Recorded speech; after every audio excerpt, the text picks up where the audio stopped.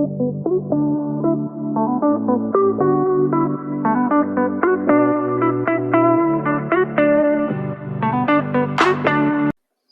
Hi guys, welcome back to my YouTube channel. आज हम लोग डिस्कस करने जा रहे हैं कि कोएलेस और रीपार्टीशन में क्या सिग्निफिकेंट डिफरेंस होता है, क्योंकि ये क्वेश्चन बहुत ही कॉमन है किसी भी डेटा इंजीनियरिंग इंटरव्यू में।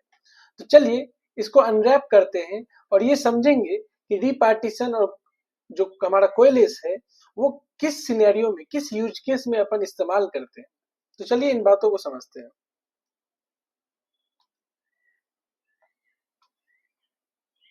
तो आज का हमारा एजेंडा है टू अंडरस्टैंड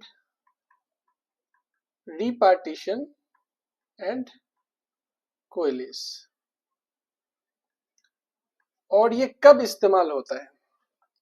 तो चलिए इन बातों को समझते हैं। तो पहले कुछ फैक्ट्स अपन जान लेते हैं।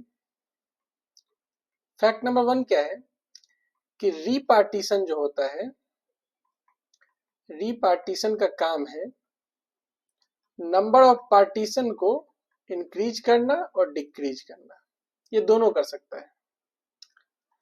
फैक्ट नंबर 2 है कोएलेस जो होता है, कोएलेस का काम है नंबर ऑफ पार्टीशंस को डिक्रीज करना। ठीक है, ये दोनों कर सकता है, इंक्रीज और डिक्रीज दोनों, और ये सिर्फ डिक्रीज कर सकता है, ये बोथ। ठीक है।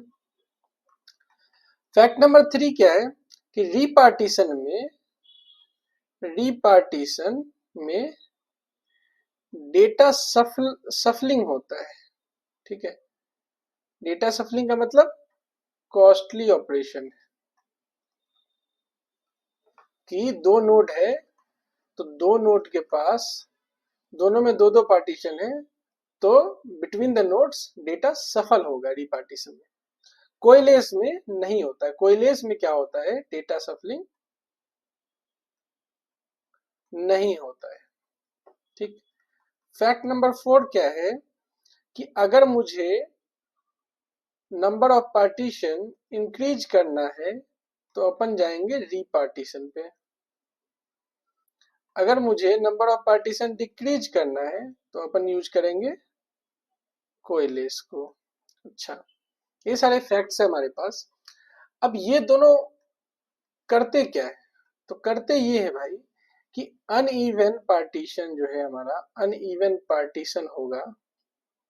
ठीक है, मीन्स डेटा स्क्यूनेस है यहाँ पे, तो उसको, उस स्क्यूनेस को एलिमिनेट करने के लिए हम लोग इसका इस्तेमाल करते हैं ताकि वो इवन नंबर ऑफ पार्टीशंस बनाए, इवन पार्टीशंस बनाए, not even number. Like 128 MB का ब्लॉक हो। ठीक है, तो ये था हमारा कुछ फैक्ट्स। अब समझते हैं कि किस यूज केस में ये इस्तेमाल होता है। तो आइए कुछ कुछ यूज केस को अपन समझ लें।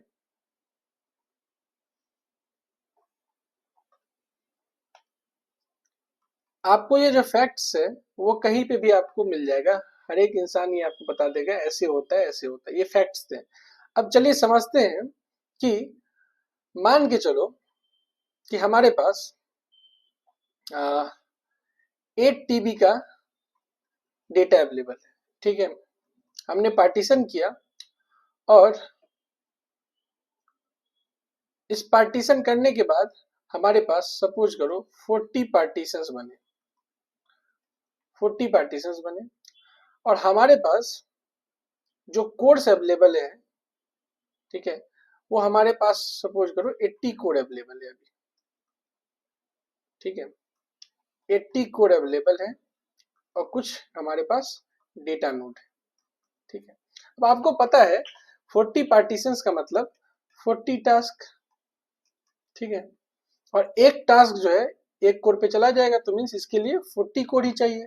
ठीक है, हमारे पास 40 टास्क है तो 40 कोड से ये चल जाएगा। अवेलेबल जो हमारे पास रिसोर्स है वो है 80 कोड, तो रेस्ट जो है ये 40 तो है, 40 पे चला जाएगा 40 कोड के लिए, पर रेस्ट जो 40 कोड है वो हमारा आइडल रहेगा। तो जब भी कभी रिसोर्स जो है ना, रिसोर्स हमारे पास अगर ज्यादा है तो अपन क्या करेंगे, अपन इसको पार्टीशंस को बढ़ाएंगे, 40 से 80 करेंगे ताकि सारा कोड यूटिलाइज हो सके। ठीक है, तो टू इंक्रीज द पैरेललिज्म,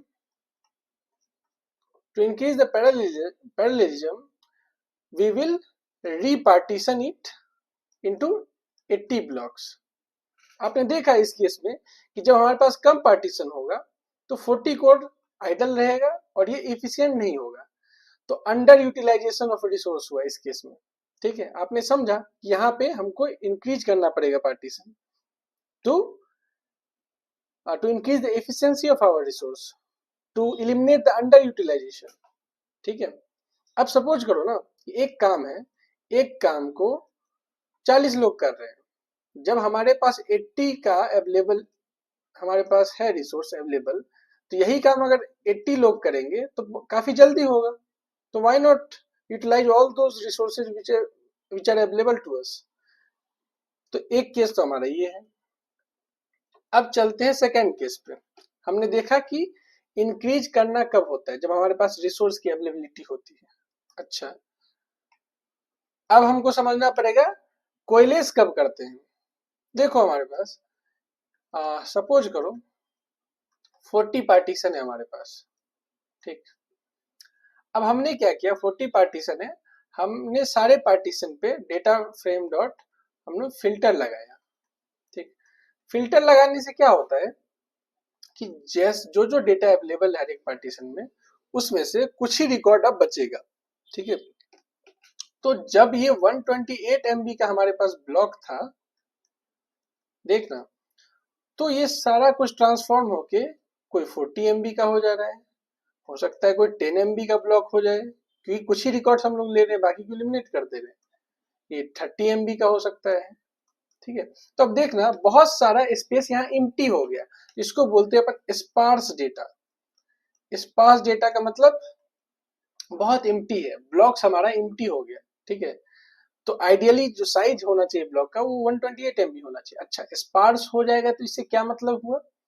अब स्पार्स होने का मतलब ये हो गया कि अब एक पार्टीशन को, ये जितना पार्टीशन है, मान लो यहाँ 3 पार्टीशन है, तीनों पार्टीशन को एक टास्क माना जाएगा। ठीक है, एक टास्क माना जाएगा। तो होगा क्या, क्योंकि ये छोटा डेटा साइज है तो ये मतलब आसानी से रन तो हो जाएगा, पर यहाँ पे जो टास्क शेड्यूलिंग है ना, टास्क शेड्यूलिंग जो है इसका ओवरहेड आ जाएगा। ठीक है, मतलब बहुत सारा छोटा छोटा टास्क, तो ये जो है इनएफिशिएंट हो जाएगा because of we need to schedule all those task. Like ये ड्राइवर नोट करता है, तो टास्क शेड्यूलिंग का ओवरहेड होगा। दूसरा आएगा इसमें स्मॉल फाइल प्रॉब्लम। मैंने अपने शॉर्ट्स वीडियो में स्मॉल फाइल प्रॉब्लम इन हदूप बताया है। ठीक है, जब बहुत छोटे छोटे फाइल्स हो जाते हैं स्पार्क में या हदूप में, तो इसमें क्या होता है, हर एक का अपने को मेटा डेटा रखना होता है कि डेटा किस तरीके का है। ठीक है, डेटा का नेचर क्या है, डेटा में नल काउंट कितने हैं, डेटा का पाथ क्या है। तो जब बहुत सारे स्मॉल फाइल प्रॉब्लम हो गए तो आउट ऑफ मेमोरी का प्रॉब्लम हो सकता है ड्राइवर नोड को। ठीक है, और अंडर यूटिलाइजेशन है, बहुत छोटे छोटे डेटा है, तो टास्क शेड्यूलिंग का ओवरहेड होगा। तो हमने देखा कि जब हम फिल्टर अप्लाई किए, एक नैरो ट्रांसफॉर्मेशन है ये, तो उस केस में स्पार्स डेटा बनता है। स्पार्स डेटा की वजह से अपन अंडर यूटिलाइज कर रहे हैं, डेटा बहुत कम साइज का है, तो हर एक डेटा को तो कम से कम एक कोड तो देना ही पड़ेगा, तो हमारा रिसोर्स ज्यादा लग रहा है और काम कम हो रहा है। मोस्ट ऑफ द टाइम हम शेड्यूलिंग में ही बिजी है। ठीक है, तो इसमें अपन क्या करते हैं, जब डेटा का साइज कम है तो हम क्या करेंगे, कोयलेस कर देंगे। कोयलेस करके 128 MB के अराउंड बनाएंगे ताकि ज्यादा से ज्यादा यूटिलाइजेशन हो सके। ठीक है, तो इसमें हम कोयलेस का इस्तेमाल करते हैं। अपन रिपार्टीशन भी कर सकते हैं, पर रिपार्टीशन में क्या होता है, डेटा सफलिंग होता है, मतलब सारा डेटा सफल होता है, फुल डेटा सफल होता है, तो इसी वजह से कॉस्टली ऑपरेशन होता है। ठीक है, तो मैंने बताया कि किस किस सिनेरियो में अपन कोयलेस और रिपार्टीशन का इस्तेमाल करते हैं। अब कोयलेस क्या करता है भाई, यहाँ पे अगर 3 पार्टीशन है ना, ये डेटा नोड 1 है, तो ये इंटरनली इसी डेटा नोड के सारे पार्टीशंस को क्या करेगा, मर्ज करेगा, ठीक है। अक्रॉस द नोड नहीं करता है, इंट्रा नोड करता है, ठीक है। डेटा नोड के अंदर जितने पार्टीशंस है उसको आपस में मर्ज कर लेगा, तो इसको डेटा शफलिंग की नीड नहीं पड़ी, इसी वजह से ये अच्छा ऑपरेशन है, ठीक है। To reduce the number of partition we use coalesce, ठीक है। अच्छा, एक और यूज केस बताता हूं, इससे आपको और समझ में आएगा कि एक्चुअल में सच में कैसे ऑप्टिमाइज करता है ये। अब थर्ड यूज केस बहुत ही अच्छा है। थर्ड यूज केस ये होता है, जैसे आप जब भी कभी ज्वाइन करते हो टू डेटा फ्रेम को, ज्वाइन डेटा फ्रेम टू, ठीक है, तो आपको पता होगा जब ज्वाइन होता है ना तो क्या होता है, डेटा सफलिंग होता है, ठीक है। हमने पढ़ा है, मैंने बताया है, डेटा फ्रेम 1 का क्या होगा, सफल्स पार्टीशंस बनते हैं, सफलिंग होता है डेटा का, ठीक है। जैसे मान लो अभी हमारे पास ऐसे ऐसे 40 ब्लॉक्स, ठीक है, 40 ब्लॉक्स है, बहुत अच्छा। अब 40 ब्लॉक्स में एक एक ब्लॉक एक बार आ रहा है और इसका हैश पार्टीशन हो रहा है। अब मान के चलो इसके अंदर जो 40 ब्लॉक्स है इसमें इंडिया के करस्पॉन्डिंग बहुत सारा डेटा है, इंडिया रीजन के करस्पॉन्डिंग, ठीक है। और मैंने